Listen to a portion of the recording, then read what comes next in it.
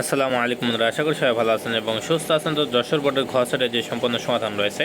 তো এখানে দেখতে পাচ্ছেন 1 নং কোশ্চেনের অ্যান্সারটা হবে ঘ, 2 নং কোশ্চেনের অ্যান্সার হবে এখানে আপনার হচ্ছে গ, 3 নং কোশ্চেনের অ্যান্সার হবে এখানে আপনার ঘ, 4 নং কোশ্চেনের অ্যান্সার হবে এখানে গ, 5 নং কোশ্চেনের অ্যান্সারটা হবে ক।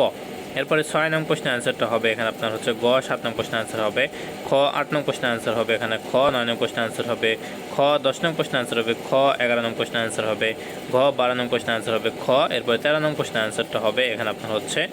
ক। এরপরে 14 নং কোশ্চেন অ্যান্সার হবে খ, 15 নং কোশ্চেন অ্যান্সার হবে গ, 16 নং কোশ্চেন অ্যান্সার হবে এখানে আপনার ক, 17 নং কোশ্চেন অ্যান্সার হবে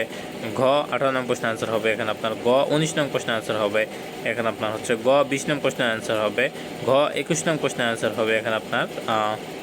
খ, 22 নং কোশ্চেনের অ্যান্সারটা হবে এখানে আপনার হচ্ছে ঘ।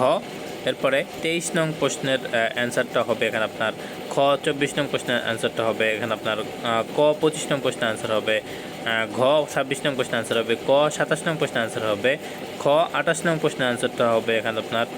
ঘ, 29 নং প্রশ্নের অ্যান্সার হবে গ এবং 30 নং প্রশ্নের অ্যান্সার হবে ক। তো এই ছিল সম্পূর্ণ সমাধান যশোর বোর্ড।